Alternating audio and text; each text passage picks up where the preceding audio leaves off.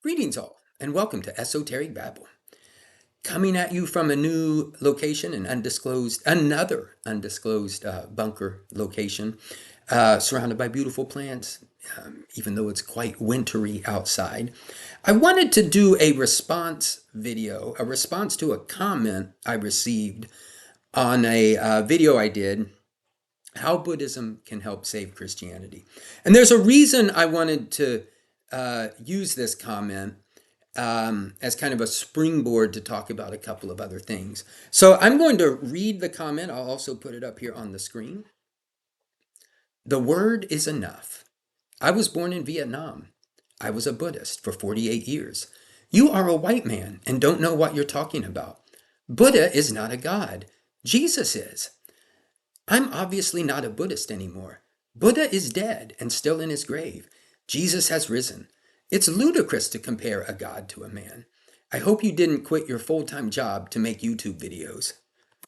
I will take that last part first. Yes, I have not quit my full-time job. Now, I'm pretty lucky. I'm a musician. I love my full-time job.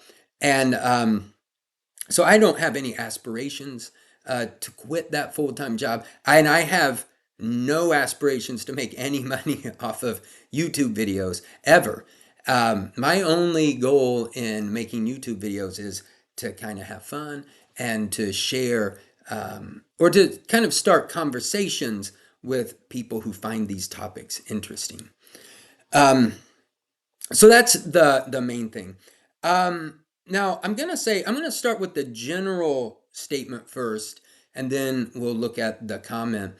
And I think that what I'm going to say is just very, not just clear, but demonstrably,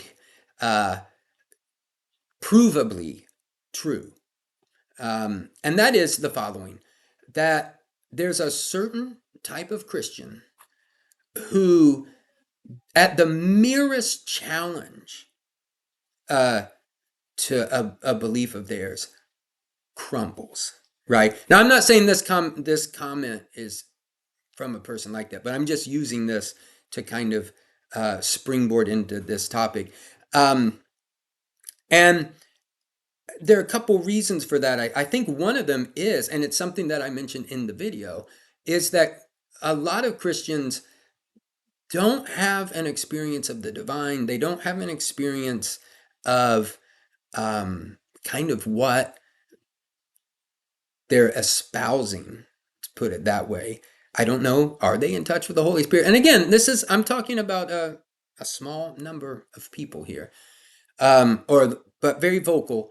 And I think because of that, because they don't have a lot of experience or very shallow experience, that when they hear another statement of faith or belief, it's very,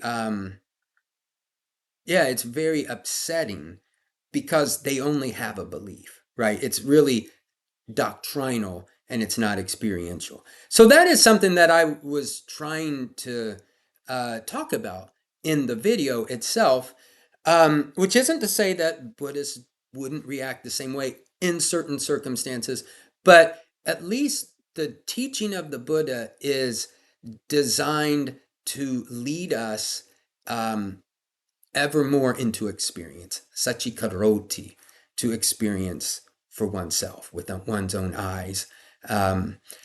So that's one statement. Now, of course, anyone, an attack could be formulated against anyone that would be upsetting to a person. I mean, so I'm not saying that, it's just this small group of people. I'm just trying to say that there's a small number of Christians who it doesn't take much to elicit, to trigger them, to use kind of a more contemporary term. And there's another reason I wanted to talk about this, because it comes up time and again when you talk to Christians. If you're not a Christian, and I mentioned this in a different video, a response I did to my Sola Scriptura video, is that there are Christians who they, it's not as if the world has decided, oh, hey, let's single out these Christians. Christians come at you if you're not a Christian, right? They're there to evangelize you. They're there to tell you that your way of life is wrong, which is fine. But when that's reversed, when that's turned back towards them, they don't really know how to respond. Again, I'm not talking about a majority of Christians. I'm talking about a subset that happens to be very vocal. So that's one point that I just wanted to talk about. Um, and yeah, I'll just leave it there for now. That's probably enough on that topic. So now there's a lot in this comment, right? There's a lot of statements. I will say that the statement, you are a white man, is 100% true. The uh, the second part of that sentence, and don't know what you're talking about, that's possible. I'm certainly, I'm the first to admit I don't always know what I'm talking about. I do my best not just to talk about things, though. I do try to research and try to base things either upon, some experience or some amount of research, or just, I wouldn't even call reading and, practicing a spiritual kind of, or walking a spiritual path. If you want to, that's not research, that's a practice, right? So I try to speak from those angles. I don't try really to say a lot of things that are wrong. Now, I know I've said things that are wrong. I have a lot of videos on poly. I know, occasionally, I mean, it would be really, like, I don't know how many videos I've done on poly, many. It would be shocking if I didn't say something wrong. So, for one reason or another, whether I meant to say it and, maybe I didn't mean to say something, or I just didn't know that I said something that was, maybe I was really inaccurate in my understanding of something. So that is very possible. Um, the word is enough. So, this is kind of an interesting beginning, and it just makes me think, like, well, what does that mean? I mean, it's sort of, and I don't, I mean, you can tell me, dear listener, it seems like it's not, it's sort of, see, uh, it seems like it's a very empty statement. And, well, of course, maybe the word is enough. I don't know, but what word are you talking about? I mean, are you talking about logos, Jesus? Jesus as the word is enough. But on the other hand, like, if then have you ever, like, read a study Bible? Or, I mean, are you studying the word? I mean, it just seems like that to me. It's not, the only reason I can find for that statement is to kind of say, I'm here on this side, and, you're clearly not, and the word is enough for me, or something. And I think because I'm suggesting that a Christian could learn something from a person of another faith, So that's, I think, like, that can't be true, right? That's just, that's a ridiculous statement. So, and I think in that video, there are statements made, you could watch the video. I think that there are, I make points. Now, and by the way, I think I could do a video about how Buddhists can learn from Christians. That is a video that could be made as well. But I think Christians are typically the ones who go evangelizing. So I think it's good sometimes for them to hear that maybe they don't have this perfect vision, or as perfect a vision as they think they do. So the person was born in Vietnam. I was a Buddhist for 48 years. I'm going to jump ahead here. Buddha is not a god. So I actually responded to this video, and to this comment. I did say, there are Vedantists who would say Buddha is a god. that Buddha was one of the incarnations of Rama. That is Buddha was one, Jesus, Krishna. There are people who believe that. I'm not one of them, but there are people who believe that. So that statement is to some extent untrue. Are there Buddhists who believe that? That's probably, I think in that case, I would say it's an accurate statement. But I'm just saying it's not an accurate statement just kind of running around in the wild. Jesus is God. Now, again, for Christians, not everybody is on board with Jesus as God. So I'm not gonna, that's a whole doctrinal thing, not a Buddhist anymore. Buddha is dead and in his grave. So there's actually a teaching about this in the Milinda Paño, where King Menander asks Nagasena if, kind of what has become of the Buddha. And Nagasena says the Buddha has passed away. What's left is his teaching.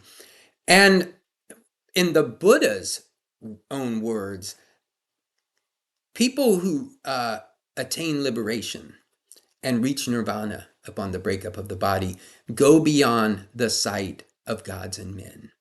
So this is something that I've had discussions with a little bit with Christians who they don't quite understand that their vision of heaven is actually has been superseded by like mystical visions of union with the divine, touching nirvana, seeing your own nature.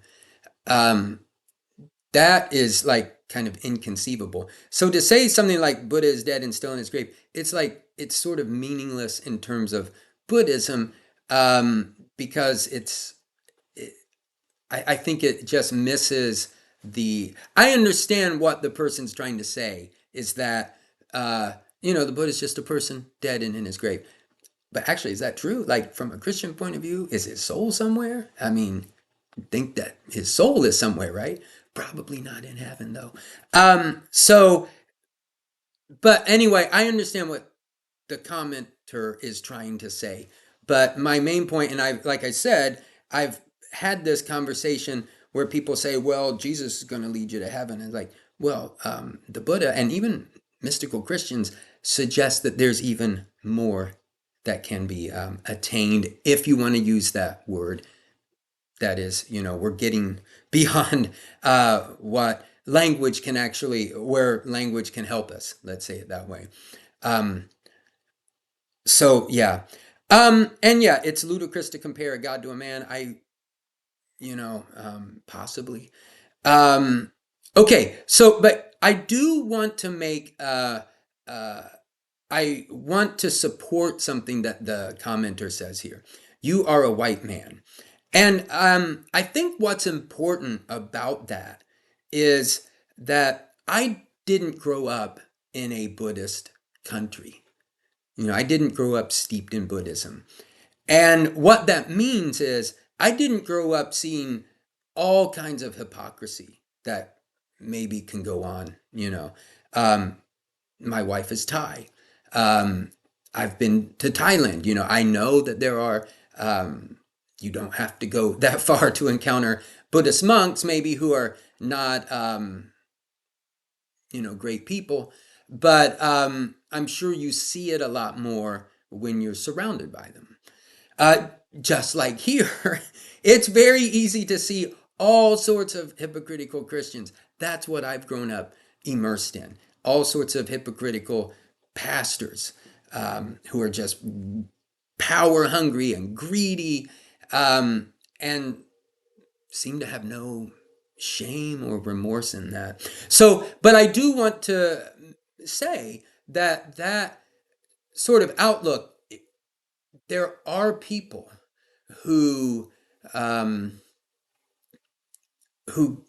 grow up in a Christian environment and see all the hypocrisy. Then they read a book about Buddhism and they compare the reality kind of on the ground to something in a book, and I kind of an idealized, just a description, where you're not encountering. And so that's a very important point, that um, you don't want to, you don't want to straw man, steel man. You want to, if you're going to straw man, then you got to straw man both sides or steel man both sides, however you want to, whatever your approach is. So I do want to say that is an important point.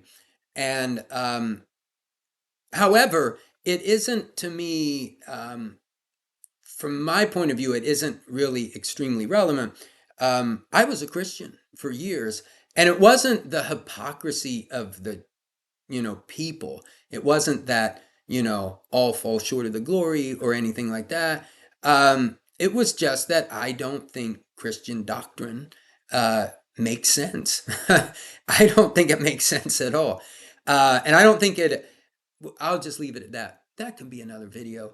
But the, which again, if you want to talk about something like Quakers don't really embrace any doctrines. I'm fully on board with Quakerism. An unprogrammed Quaker meeting is an extremely powerful practice, and it's a very powerful experience. So anyway, that I think I'm going to draw my rambling to a conclusion on this. So I am appreciative of these comments. I really am. And